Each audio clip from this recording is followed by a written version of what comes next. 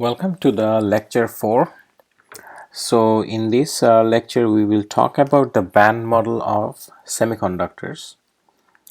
So we will use Pire as our reference textbook, and the topics that we discuss today will also be is included in chapter 2, section 2.2 of this textbook. Alright, so in the previous lecture we have seen the bond model of semiconductors, which is a very simplified picture of semiconductors. Now the band model is more quantitative model of semiconductors, and this is the model that we'll be using throughout this course to understand the MOSFETs, metal oxide semiconductor field effect transistors. So we start with looking at an individual atom. So now from very basic quantum mechanics, we know that in an atom the electron energies are discretized, and basically electrons has different energy levels in an atom, and these are all discrete energy levels. Now the question that we have to ask to the thing that we need to understand is that these are all individual atoms that has these discretized levels, but what happens when you bring a lot of atoms close together? In other words, what happens when you bring atoms close together to form a solid? And to understand that, let's look at a very simplified picture of what we are trying to understand here. So these circles are basically atoms. Now initially they're far apart, and when you form an solid, these atoms all come close together. And now let's see what happens to the energy levels in this solid state system. All right. So first thing to note is that even if we have, say, a very simple system of two atoms, when we bring two atoms close together, the atoms interact in such a way that they create two levels, one bonding level and one anti-bonding level. So let's look at a very simplified example of a hydrogen atom. So the hydrogen atom, it has the nucleus has one proton and it has just one electron, so 1s. Each of the 1s level has one electron there.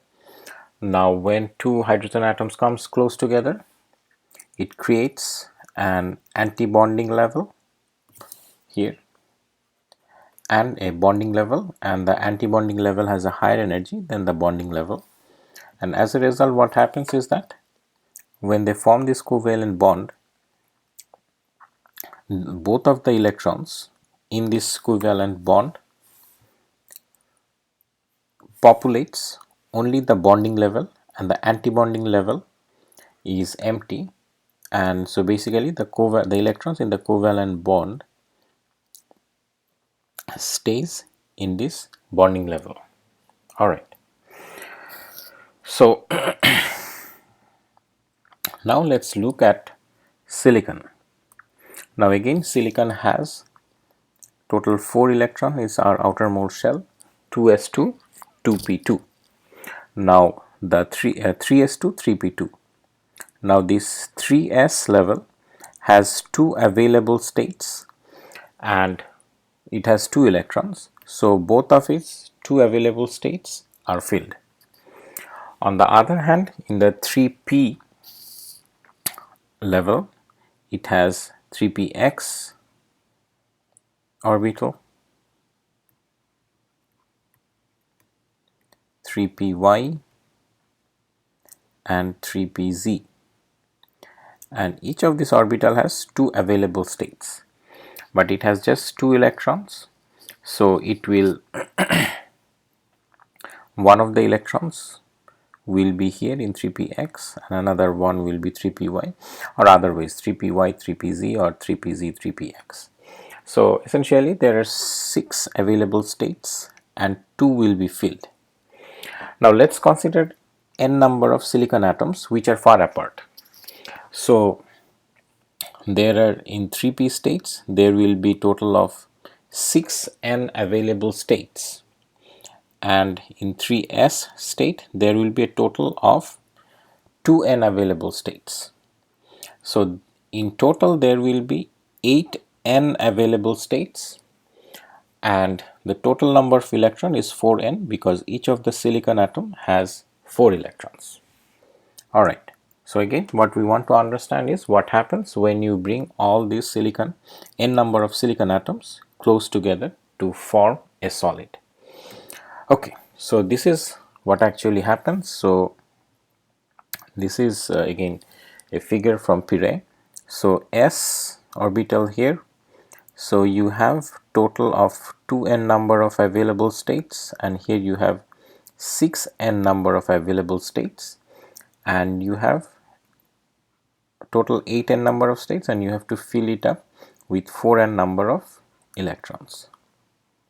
Alright, so now as these this is the case when you have isolated atom and each of the atom has the same energy levels, but as they come close by, these energy levels start interacting, and then they creates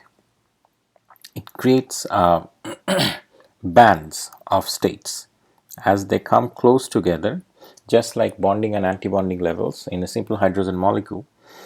And when they come together close to the silicon spacing, all these levels get hybridized, and then they create two bands.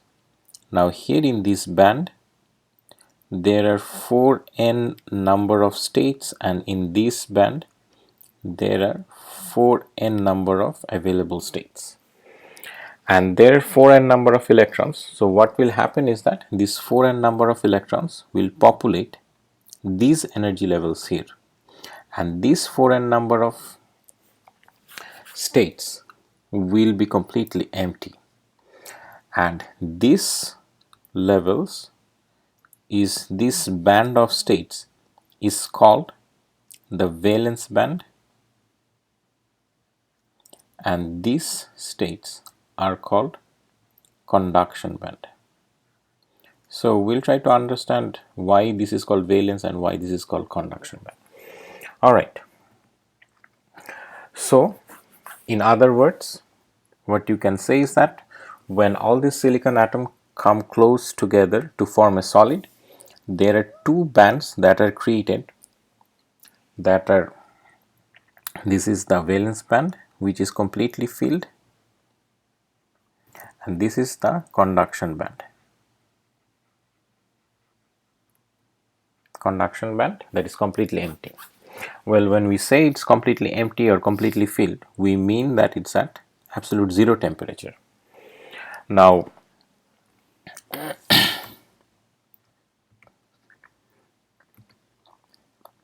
remember that in the Born model what we said is that at 0 Kelvin temperature there are all the electrons are filled, all the covalent bonds are intact, so there is absolutely no free carriers, no electrons or no holes in the silicon atom. But how does the same effect, how can the same effect be explained in the band model? So what happens is that at 0 Kelvin temperature there are no electrons in these empty states. So as a result, if an electric field is applied, these empty states do not conduct any current. On the other hand, these states are also filled. So when you apply an electric field, there is no space for the electrons to move around. So there won't be any movement of electrons in this field state or in this valence band, and as a result there won't be any current flowing through the system. But this is all the case for when the temperature is 0 Kelvin. Alright, now how is it explained that above absolute zero Kelvin temperature, absolute zero temperature, there will be some bonds that will be broken, and that will create some free carriers that can conduct current. Alright, so what happens as you increase temperature, what happens is that some of the bonds are broken, and that breakage of bond is explained by this, that if you increase the temperature, certain number of electrons from this valence band will have enough energy to jump from the valence band to the conduction band. Now, as an electron jumps from the valence band to the conduction band, it leaves behind a hole in the valence band and creates an electron in the conduction band. So what happens, what you can describe the system as that if you apply an electric field, now this electron can move in the conduction band freely, and also this hole in this valence band can also move in response to an electric field. Alright, so now we have seen how increasing the temperature creates free electrons and free holes both in the bond model and the band model. Now this band model is particularly powerful because using this band model, the difference between metals, insulators and semiconductor can be explained very easily. So they have distinct, all these three different kinds of materials have distinct band diagrams. So if you have a semiconductor, you have this conduction band and the valence band separated by this band gap. For silicon, this band gap is of around 1.1 electron volts. Insulators also have a similar kind of a band diagram, except for the fact that the band gap, the gap between the conduction band and the valence band, is much larger. For example, for silicon dioxide, this band gap is around 10 electron volts. On the other hand, for metals, the conduction band and the valence band does overlap, and as a result you have a lot of free carriers in the system.